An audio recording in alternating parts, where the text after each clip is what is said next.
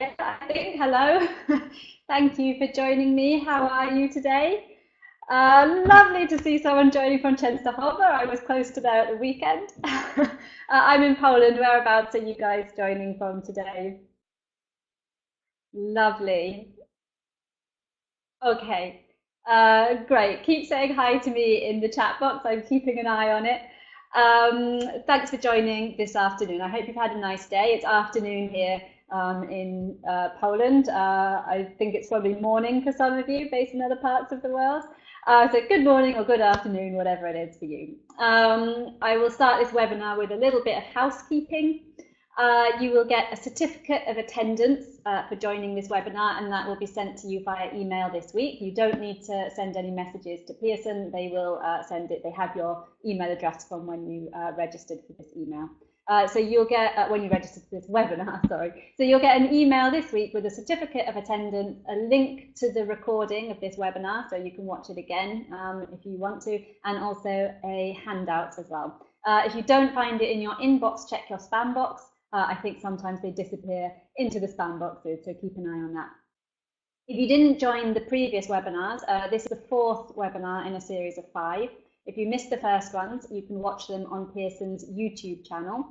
And I recommend watching them if you didn't watch them. The first one in particular gives a very good overview of what assessment for learning is, the principles behind it, why it's so effective, and then there's been lots of strategies and practical advice for the classroom in the other webinars. So I suggest watching them if you missed them. Nice to see some people joining from last week as well, some familiar names there. The final webinar will be next Tuesday. That will be independent learning, and I'll share the link at the end of this webinar for you to sign up to that one. So we have today and next Tuesday will be the last one, the same time as this. So if you are joining for the first time today, I'll introduce myself. My name is Amanda Davies, and I'm a teacher trainer, a writer and an editor, and I work with young learners, with primary and secondary students and their teachers. And as I said, this is the fourth in a series of webinars on assessment for learning. And the most important thing that you need to remember about assessment for learning is that it's a set of strategies or techniques with the overall aim of helping students to get better at learning. It's not something that teachers do, it's not something that students do on their own, it's something that teachers and students need to do together with the aim that students get better at learning.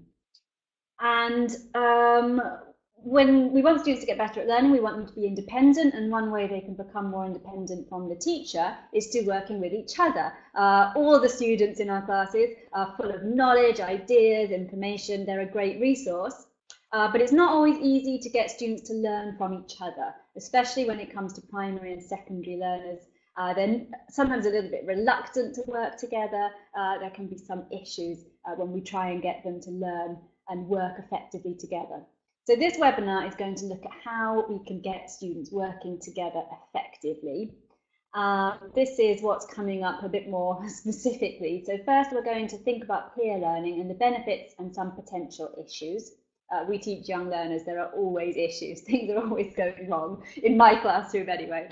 I'm then going to share some ideas for how we can establish some ground rules for pair work and group work so that students know exactly what's expected of them.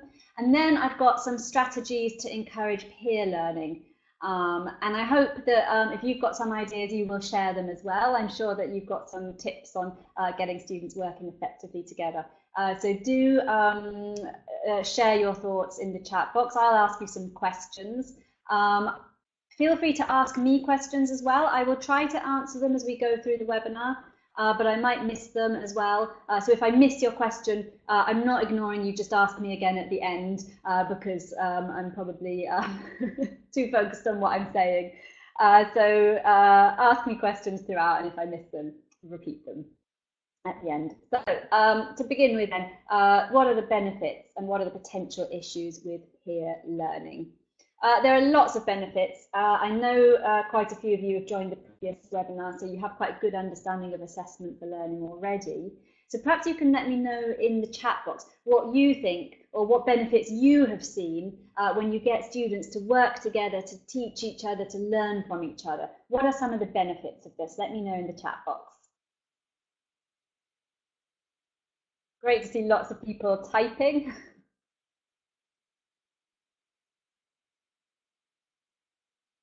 There's no generation gap, that's true. However young you are as a teacher, there's always a gap. We can learn from each other's experiences, Sylvia, I agree. And Anya, you're right, they're less afraid of making mistakes. When they're speaking in front of the whole group, sometimes they're reluctant to speak because they don't want to say the wrong thing. So I think, yeah, when we think about mistakes and confidence, then peer learning, pair work is excellent. They feel more comfortable. Camilla, you're right. Susan, yeah, thinking about different accents and different pronunciation, especially if you teach in a group with different nationalities. And of course, yeah, self-confidence is great. I think that you've mentioned pretty much everything that I've got in my list of benefits, but let's go through them. So as you've mentioned, it definitely improves confidence. You know, it's really frustrating when you're sitting in a lesson. I've been in the same situation as a learner, and the teacher is teaching you something that you already know. It's frustrating and it's demotivating. And you think, oh, what am I doing here? I already know this. What am I learning? But if we give students the opportunity to share what they know before we go ahead and go through our lesson plan, we don't always plan exactly the right pitch for our students. If students have already had the chance to share their ideas, share their knowledge, it's much more motivating. They can be proud of the things that they already know. It's a confidence boost for them. And then as teachers, we can also say, oh, okay, the students are pretty confident. They've got good knowledge in this area, so I can spend more time on the things that they need to learn. As they are working with a partner, they're of course developing their communication skills all the time. So they might make mistakes, that's fine. That's what happens when you learn a language, but they'll be improving their communication skills. And as well as communication skills, they're also developing critical thinking and reasoning because they're trying to explain and rationalize their ideas, to develop their ideas so that their partner understands. So they spend more time not only speaking and communicating, but developing these communication and critical thinking, reasoning, these essential 21st century skills. When students know that they can learn from each other, they have more ways to look for help. They don't have to wait for the teacher. If you are teaching a big group of students with 15, 20 or 30 or more students, and they always look to the teacher for help, that really limits the amount of help and the amount of learning. But if they realize that actually their partner might know, or someone else in the group might know, and there's other people that they can go to for help, then actually it's much more effective. It's much less time consuming than waiting for the teacher to come and help you. We know from research, from experience, from being in the classroom, that students learn, that young learners learn through doing. So the more active they are, the more they are likely to learn. They don't learn through passively listening to a lecture, they learn through doing. And of course, if the students are being more active and doing more of the work, the teacher has more time to monitor, to assess what's happening in the classroom, and to focus their attention where it's really needed. That might be going to a particular small group of students who need extra help, or it might be taking notes about what needs to be covered in the lesson. Is there some vocabulary that actually you need to spend more time on, or some grammar that needs clarifying and revising, or maybe there's some information that they need to know, some like content knowledge. So while the students are doing more, the teacher's time is freed up to really work out where they should best spend their time and where their attention is needed.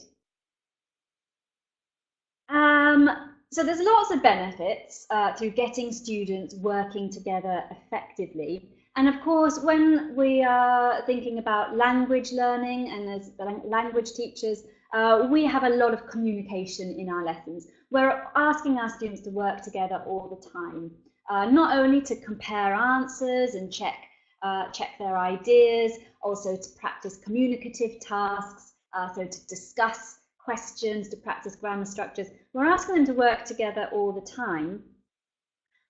In the young learner classroom, this doesn't always run smoothly. At least in my classroom, I encounter some problems. I'm going to share some problems with you now, things that can go wrong during pair work. Let me know in the chat box if these problems occur in your classroom as well. And if you've got some ideas on how to solve these problems or how to avoid them, also let me know. Yeah, I mean, you've already got one there before me. They're not actually speaking English. Here's what I've got. Has this happened to you? So some students dominate and do all the work. And at the same time, there might be another student who just sits back and lets their partner do all the work. Does that happen in your classroom sometimes? And if so, do you have any strategies? I'm glad it's not only me. Sleeping students, that can be a problem not only during pair work, that can be a problem throughout the whole lesson. And do you have any strategies to deal with these dominant students and these more passive students who maybe don't get involved? Maybe it happens more during group work, Mohammed. Yes, that's true. Okay, so share out tasks based on abilities. That's a very nice idea. Mix up the pairs. Yeah, sometimes it can feel like we're constantly trying to find the best combination of students. So yeah, varying who students work with is definitely useful. Okay, I think sometimes a byproduct is that. So if students are always working with a stronger partner or they're always working with a weaker partner, they can end up feeling a little bit inferior and losing confidence. That's something I've noticed in my classroom.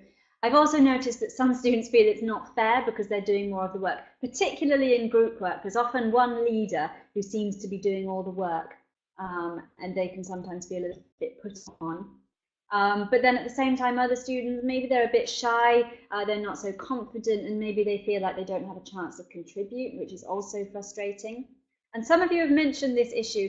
Some students just refuse to work with other students. I've had that problem, and sometimes it changes throughout the semester. There'll be two students always work together, and then suddenly they don't want to work together anymore. You've mentioned L1, students speaking their mother tongue. That's also an issue. I think sometimes when students are not confident, they don't maybe know what the task is, then they slip into L1. I didn't have that in my list. A couple more things there's loads of things that go wrong. Sometimes my students can't come up with any ideas, they run out of things to say. You've mentioned already that, about mistakes. Sometimes students want the teacher to correct everything. They're reluctant to say anything because they don't want to make a mistake and wait until the teacher is listening. If all the students are teaching each other, how can we keep on top of what everyone's saying as well? So if we do introduce the idea of lots of peer learning, then it's quite a difficult task for the teacher to go around and make sure that everyone is, people aren't each other misinformation. Students try and finish as quickly as possible. They might potentially teach each other something inaccurate. And when it comes to the younger students we teach, they don't always have the maturity to work together or to give each other feedback. Yeah, okay. So I think we can agree that we all have issues. I've noticed a couple of nice ideas. So maybe if the group work doesn't go that well in the classroom, they can do a similar task for homework. So maybe one person didn't participate as much, but they'll still have learned something. So I think that's quite nice that they then go and do the same task in their own time. So less pressure to perform, less pressure to compete. Matching tasks to students as well. So if you know you've got really strong students, then maybe differentiate and give different tasks. So I think that you've got some really good ideas in the chat box, and I hope you're reading all of the ideas there. I'm going to share now some of my tips and strategies for improving these pair work stages that will hopefully eliminate these problems. Of course, we can't eliminate them entirely when it comes to young learners. They're unpredictable and things are always going to be less than perfect from time to time. But one thing that I do early on in the semester, or if I notice that there is an issue with my pair and group work, is to establish some ground rules. Now, when we ask adults to work together, they sort of know how to do it. They've got the maturity, they've learned how to collaborate, they've learned how to work as part of a team. Young learners haven't necessarily learned that. I would say that primary learners for sure, and secondary learners too, they don't always like to show it, but I would say that young learners usually want to please the teacher. So when these things go wrong, it's not because they're intentionally trying to make our teacher lives difficult. It's maybe that they're not sure what the expectations are. They don't quite know how to work together. It's connected with their maturity. So sometimes I think we need to be very clear with what we are asking our students to do. So as I said, at the start of each semester, or if I notice there is an issue, I establish some ground rules. And I have a couple of tasks for doing this. I don't use them all in one lesson. I will use them over a couple of lessons. They're quite short. And the first one involves giving students advice for talking. And here are some examples of the advice that I would give them. There is good advice and bad advice here. You could give it to them as a handout like this, but I like to cut up the advice and put it up all around the classroom, and the students walk around with a partner and they discuss which advice is good and which advice is bad and why. Once they have done that, we have a whole group discussion. I just check that they're on the right track, but it's quite obvious which is the good and which is the bad advice. And after that, we make a poster with the good advice, which I keep either in the register and I put it on the board every lesson, or if I can leave it in the classroom, then I put it somewhere visible in the classroom, and it stays there throughout the school year or throughout the semester. And it's a great reminder when I notice that pair work isn't running exactly how I would like it to run, I can refer students to this poster. I will remind them, have you remembered what is the good advice for talking? Are you following the good advice? As an extension to this, I also like students to make a checklist. And the checklist is rules for a good talker.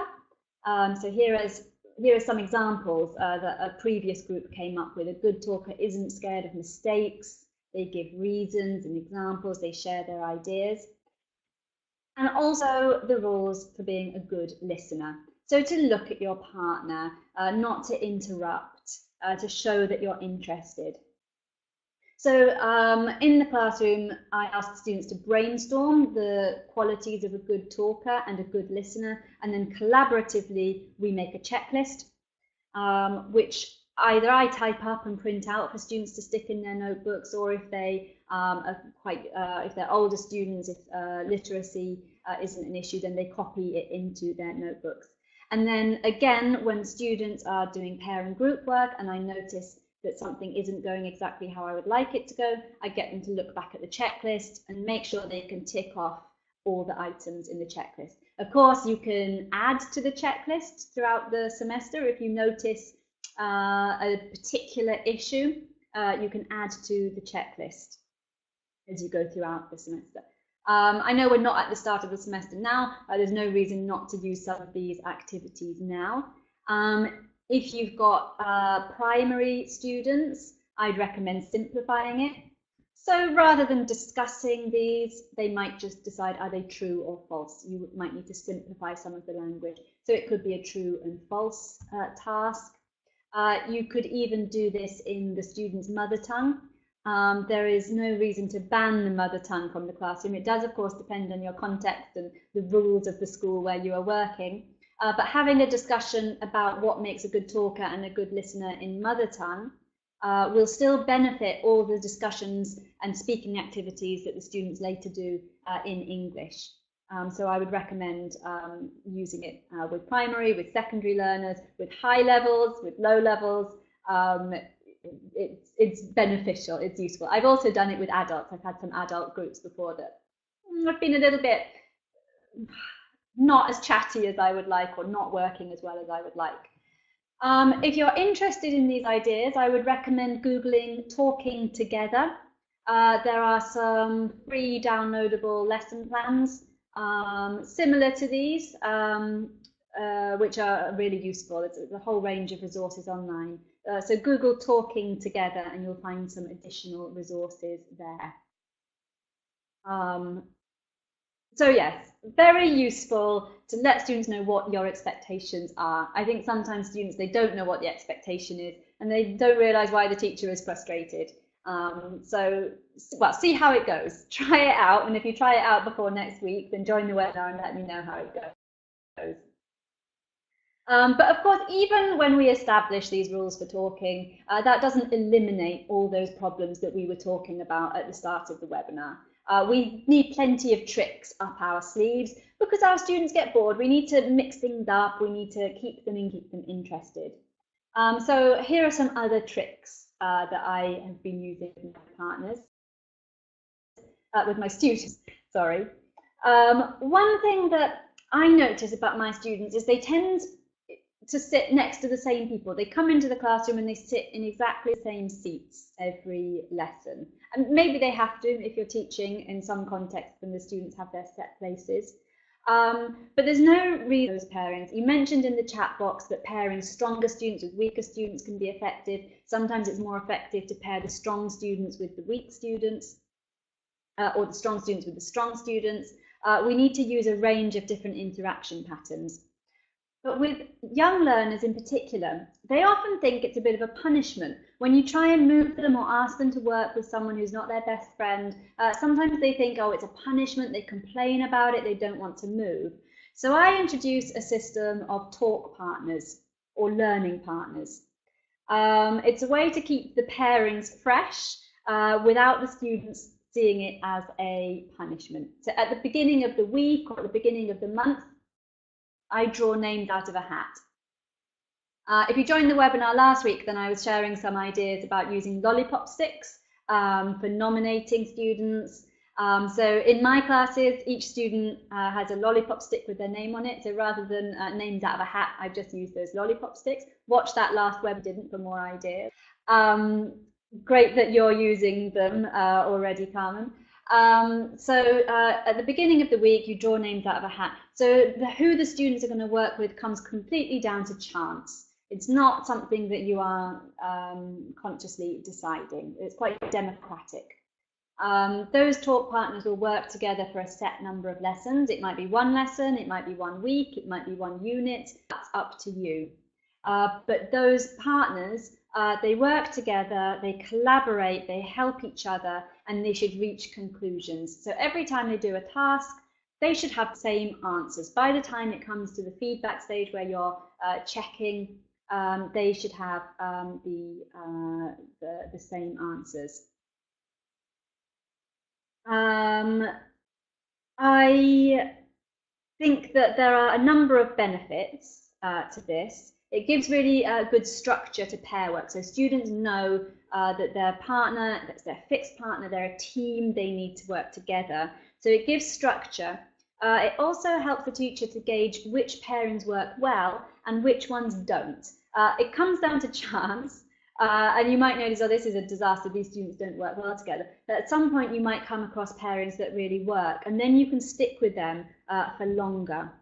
It's really good for students because we don't want strong and strong always together or strong and weak. That gets tiresome. It's hard work sometimes if a strong student is always having to explain everything. That's, you know, it's good for them, but it's not the best situation. Sometimes we want them to be able to really run with their ideas. But it's good for students to work with other people of a whole range of different abilities, because that's what life is like. When we, you know, go off and work, we're working with people, sometimes people who are brilliant, who are very academic, who are deep thinkers, who are very fast. And so it's really good for getting students to work with different personalities, different abilities, and students with different strengths. Mohammed, you asked about the focus of the lesson. I would say it depends, really. I think that you have to be wary about giving too much responsibility for the students, thinking, oh, this student's really weak, so I'll give that student to a strong student. The strong student can deal with all those problems, because really we are the teachers. So I think we have to be democratic and make sure that there's a good variety.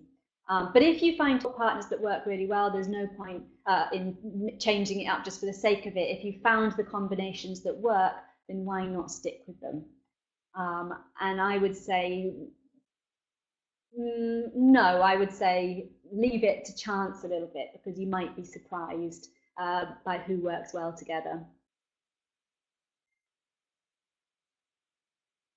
Okay, so talk partners are a nice democratic way of regrouping students without them thinking it is a punishment. Another technique that I like to use that encourages students to work together better is to make them share the resources. If students have got one handout and one pen and two brains, then they really need to work together. They can't just be like, oh, I'm going to work on my own, I don't want to work with you, or, you know, oh, he's copying, I always have to do all the work. If they've got one resource, they need to collaborate, they need to make sure they're working together. So that might be one handout per pair. Last week in the webinar, we were talking about response cards. So when you're checking answers, rather than eliciting, students hold up their yes or no card, or their true or false, or their traffic light cards. If they've only got one set per pair or per group, then again, they need to collaborate. In the previous webinars, someone was talking about mini whiteboards and how great they are. One mini whiteboard per pair. So if you've got a big group, you don't need to go out and buy hundreds of mini whiteboards. They've just got one to share. Then they need to help each other. You know, we can make it competitive. So they want to get the point, or they want to be first. I love mini whiteboards too, Carmen. It was probably you talking about them last week. So just give them one pen, one board. Another strategy that works well for me is Thinkpairshare. It's a very simple strategy, but very effective. So very good for questions or tasks where you want students to think a little bit more deeply. Of course, we do lots of brainstorming and revision, so maybe not for these tasks, but when we want students to generate ideas, maybe for a debate or for a discussion or for a writing task, then Thinkpairshare is a great way to make students think more deeply. It's very simple, it's quite self-explanatory, you've probably guessed what it is already. But first of all, the teacher will pose the question. And then rather than immediately eliciting ideas or putting students with a partner, they have to sit quietly and just think. 30 seconds, 1 minute, depends on the age and the level of the students. First of all, think quietly on their own.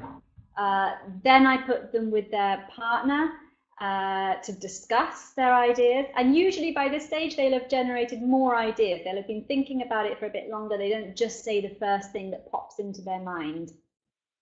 And finally, we can then ask the students to share their ideas with the whole group. So it's basically just adding a little thinking stage to the sort of pair work, discussion, idea generation sessions that we do anyway, but really effective for getting students to think a little bit more deeply.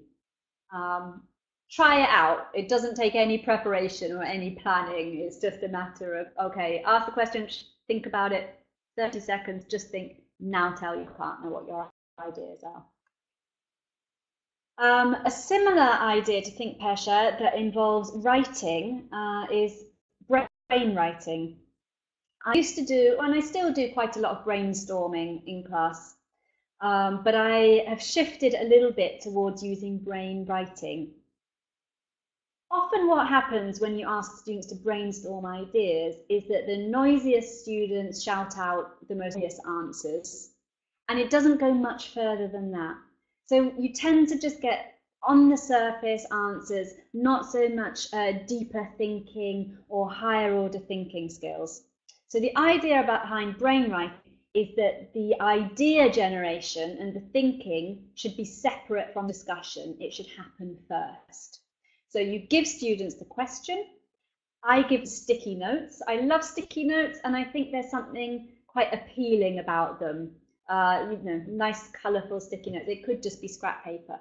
But the students write down any ideas they have on sticky notes, which they then post either on the board or on the wall somewhere in the classroom. And the students go around and they look at all of the ideas. and then they discuss them with their partner.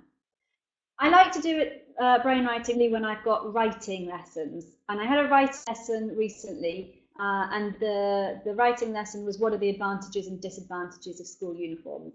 And I can bet if I asked that question in a normal brainstorm, tell me your ideas, we'd get 2 or 3 ideas, and then everybody would produce very similar texts. And that's not that interesting for the teacher. When you've got 25 texts to mark and everybody has written about the same 3 points, it's pretty boring. I use brainwriting. Here are some of the things that my students wrote. And they definitely went deeper with the topic. They came up with more ideas, and the texts they wrote were much more personalized and much more varied, which is great. It's great for us teachers when we're marking. It's great for the students.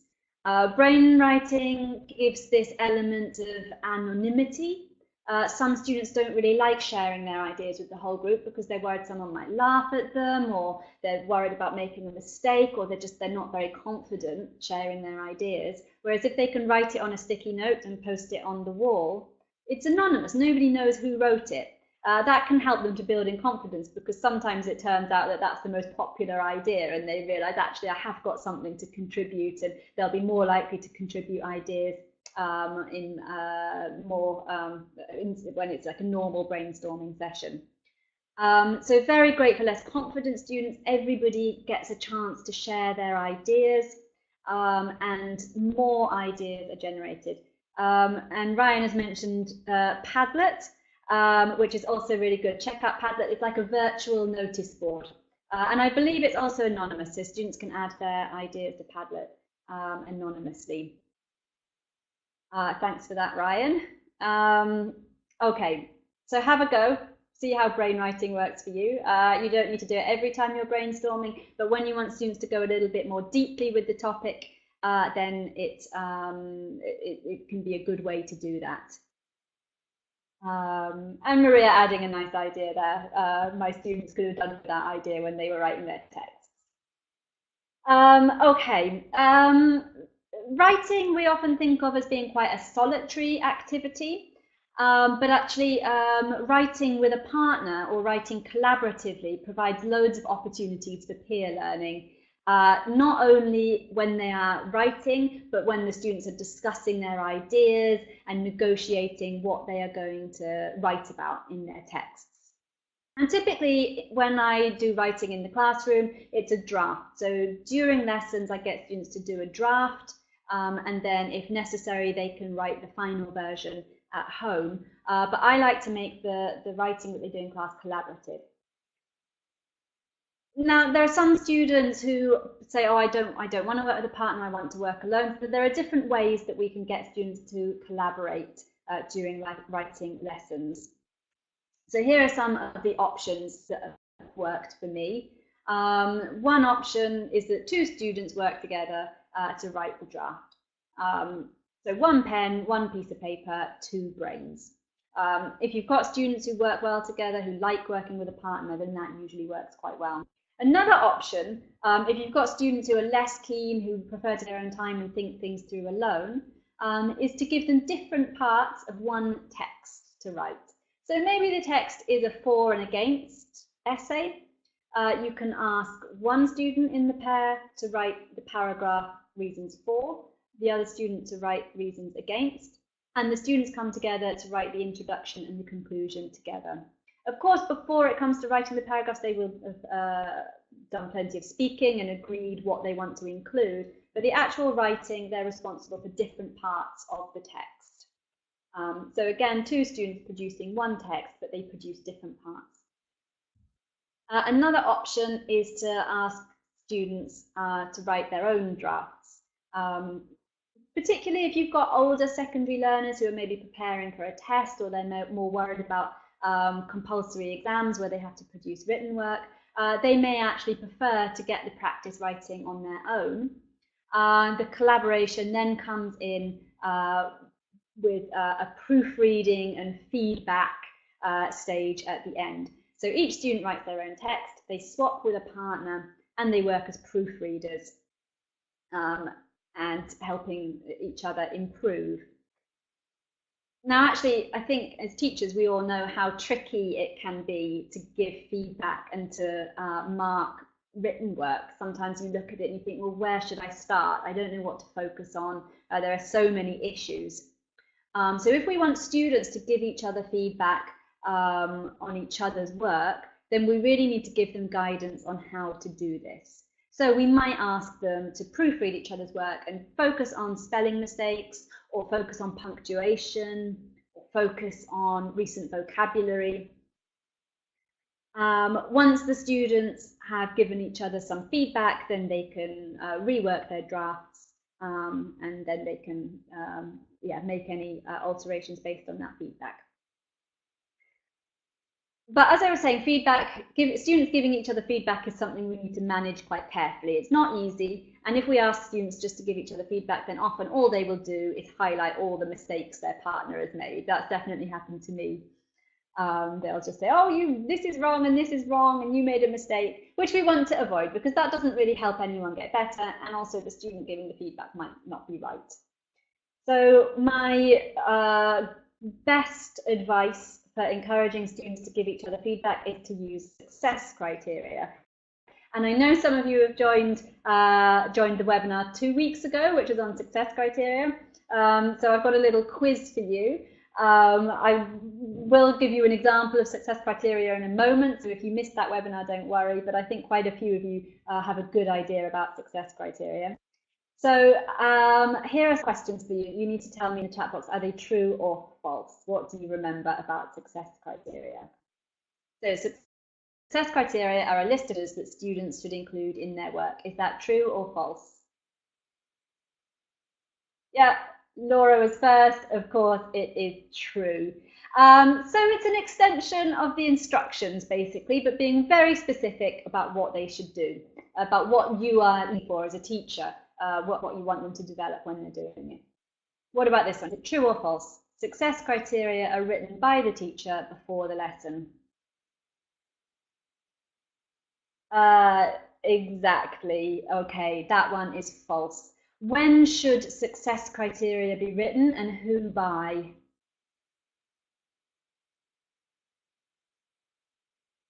Who should write them and when? Yeah, Laura is very fast at typing, again, very fast today. So they are negotiated by the teacher and the students.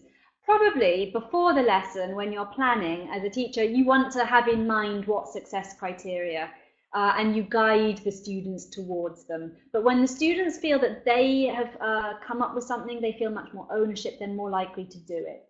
So we want to negotiate them. We want the children and the teacher to be doing it together. What about this one? Is it true or false? Students work with success criteria before and after they do a task. Anna was first. It is true. So beforehand, we introduce them, we tell the students, or we agree with the students what we want them to really focus on and do well, and then afterwards they look back and decide if they achieved them or not. What about this one? It's useful to show an example when creating success criteria.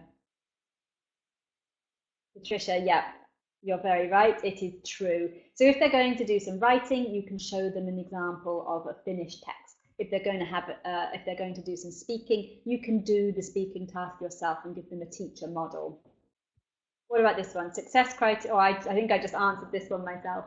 Success criteria are only used for written work. It's false. I would say every time I do written work, I use success criteria. They are great for written work.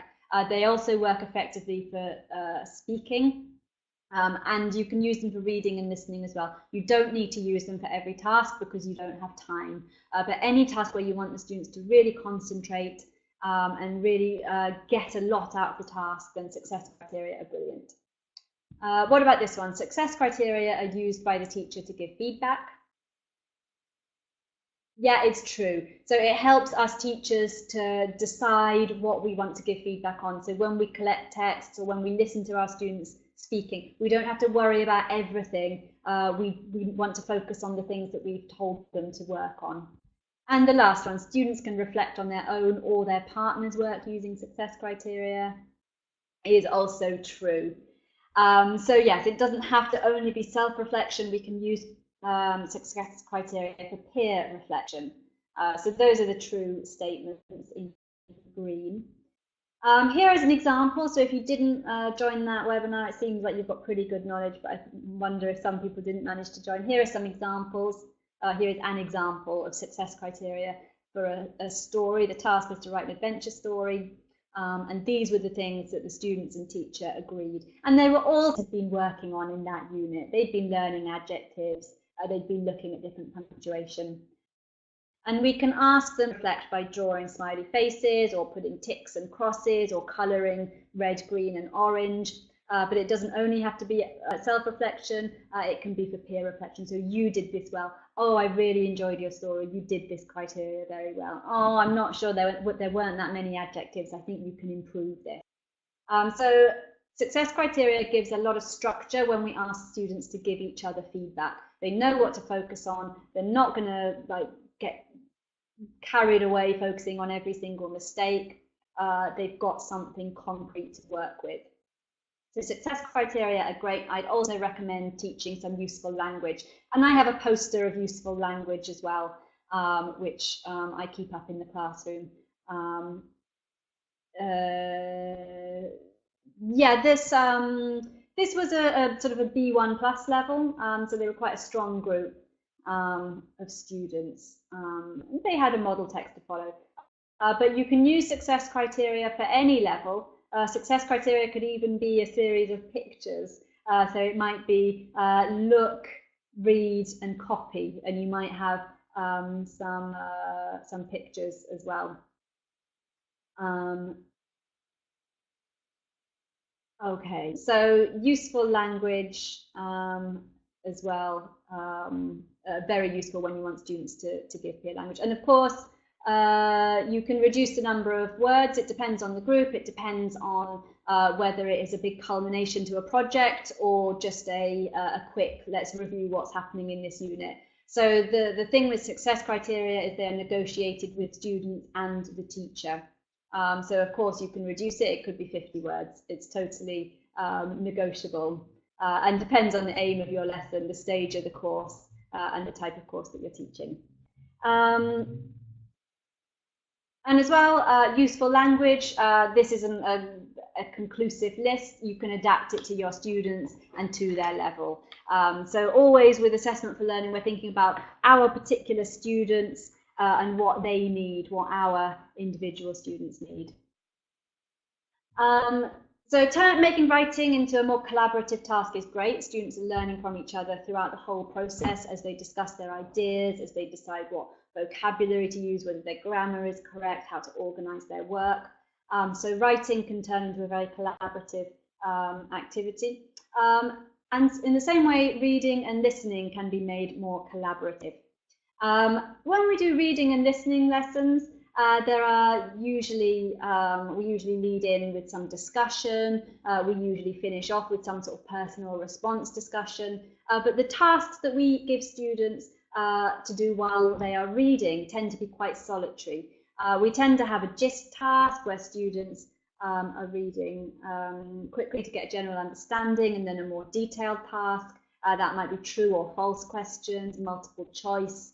It might be straightforward comprehension questions. And students might compare their ideas, but it's not a particularly communicative or collaborative way to run reading and listening lessons. So there are a couple of ways we can make this more real life. The closer the activities and tasks we do in the classroom are to real life, the more motivating they are, the more effective they are. So one option is when students read or listen to a text, is that they summarize it to their partner. This works really well if you are if you've got a text that's maybe broken down into different sections, or if you've got a number of short texts on different topics. So one option is to read and summarize. It's quite real life. To make it a little bit more fun and even more real life, then they can simulate a telephone call or have a role play. Quite often we read news stories, or we listen to a blog, or we read something interesting online, and then we tell our friends about it. So we can give students some useful language for explaining or summarising to their partner. So there's a mini dialogue there on the screen. Another option is that students write their own questions before they read or listen to a text based on what they want to find out. So we would introduce the topic and then students come up with their own questions. This is a really nice way to personalise reading and writing, reading in lessons, and it gives students a real sense of purpose. So when it comes to reading, they've got something that they personally want to find out. They're much more motivated to read. And this is what happens in real life when we read anything. We go online, we see an interesting headline, or the pictures draw us into an article, and we already start to ask ourselves questions, and we already start to think about the things that we want to find out. Now, of course, all the questions aren't always answered in a particular text, and that's fine. There's no reason why the teacher has to know everything or be able to answer every question. So even if the students don't find the answers to their questions, then that's fine. Maybe that can be an research task that they can do after reading or at home. But that's fine. That's real life. We don't always find the answers that we're looking for when we read something. But finding ways to help students really communicate, so genuine communication, or giving them a need to communicate, as Mohammed said, it's hard, but there are ways to do it. And I think personalising, getting students to work together and think about what they want to find is really motivating. And it can bring this collaborative element to reading or listening lessons, which can also be a little bit solitary. Okay. Now, of course, we've been thinking about assessment for learning, which is formative assessment and ongoing, but that doesn't mean we can't also use more traditional tests in the classroom. Young learners, they quite enjoy the challenge of a test, so there's no reason to exclude them. I find it very useful to use mini tests, so maybe like mini tests on vocabulary, on grammar, end of unit tests, progress tests. So they're great. They still have a place in our classrooms. I like to make them collaborative though, because what I'm interested in is the learning that is happening, not the overall result. It doesn't really matter to me what the overall result is. The point that I'm interested in is the fact that students are learning and they are getting better. So one thing I've been experimenting with is test teams. First of all, I give the students the test. So let's say it's an end of unit progress test, and I give each student the test and they do it in normal test conditions. So they work alone in silence. Everyone has enough time to finish, usually 10 or 15 minutes if it's just a progress test. So everyone has a go and does the test on their own.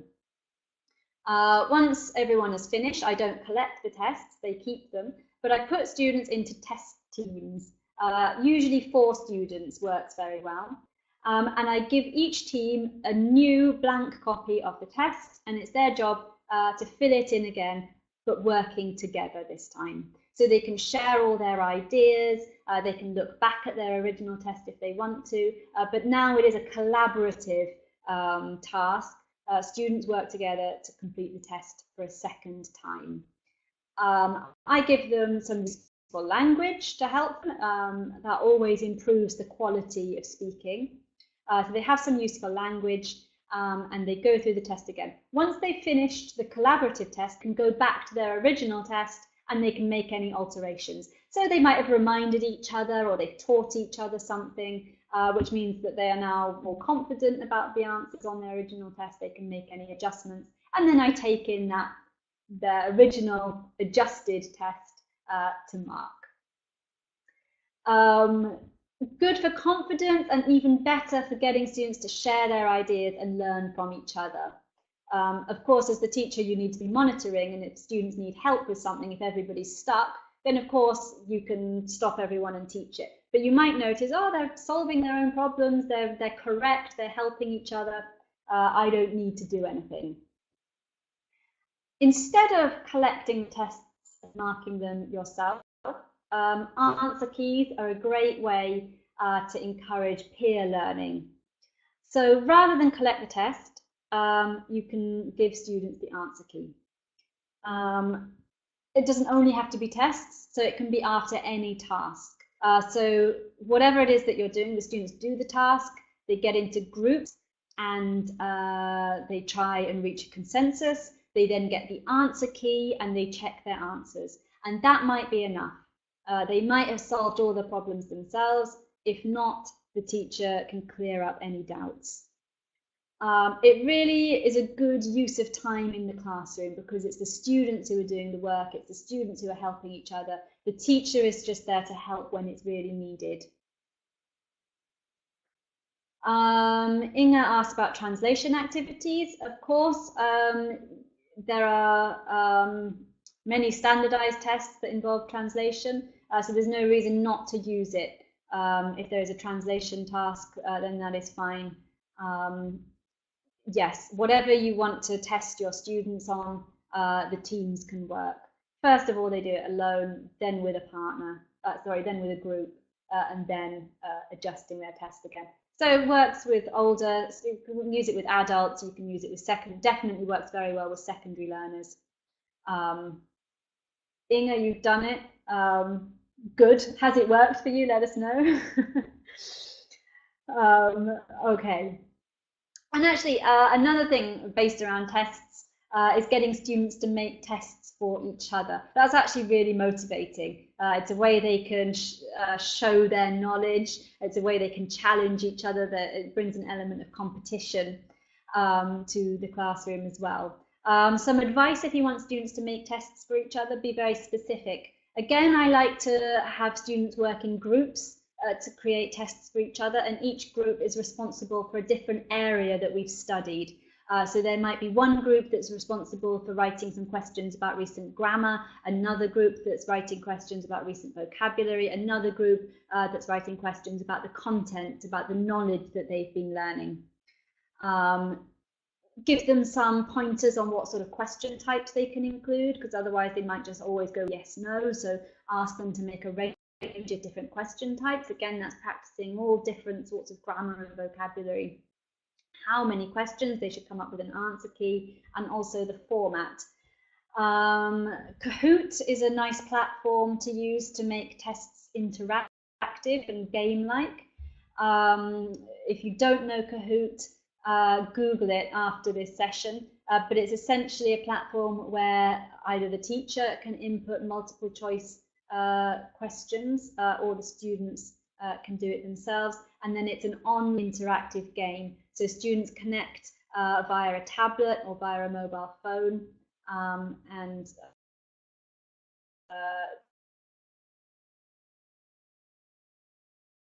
the question screen, and they have to B, C, or D to get the answer. So tests for each other and enjoy that test-taking process. I don't know Google Form. I'll check it, Anna. Thanks for the tip. So student-made tests, I think, are a great way to get students to collaborate, to work together, to challenge each other. And then when it comes to doing feedback on those tests, then of course it's the students who are responsible for writing the questions that should check the answers. It's their responsibility to make sure that the rest of the students know why. A couple of you have used Kahoot. It is fun.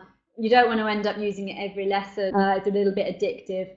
So use it and use it sparingly throughout the semester, but it can be a very motivating way to get students to write questions for each other.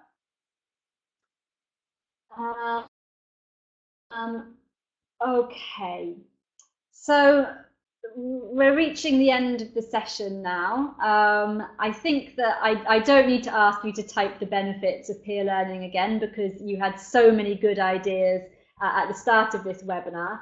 I would be interested to know if you think that the rules for talking would help your students. Are there any of those rules that you're going to introduce, for example, the checklist or the good and bad advice for talking? Do you think you will have a go at using those with your students? And if so, which rules would help?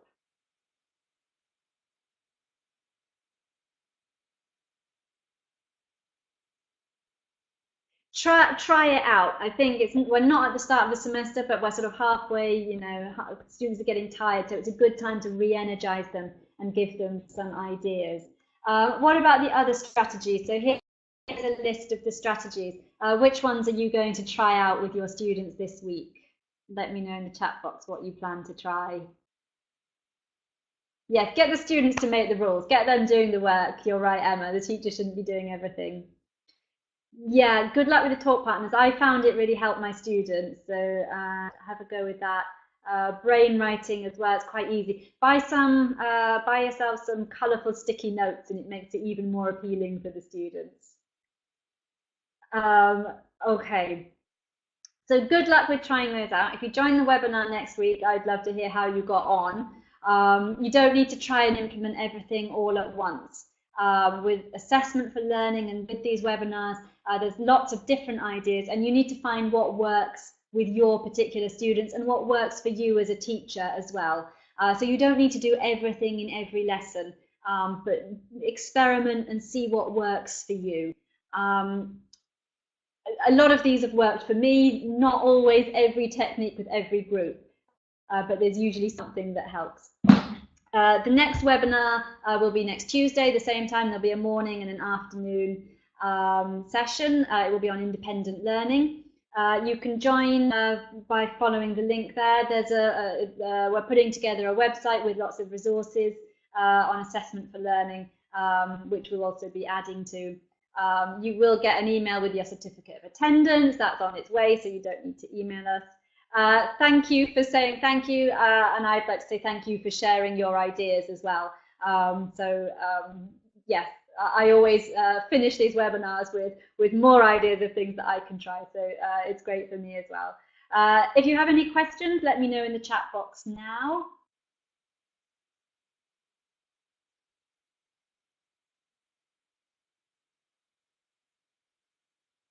And if not, have a lovely day or a lovely evening. If it's evening, if you're going off to teach, then I hope your lessons are nice. I hope your students are all in good moods today.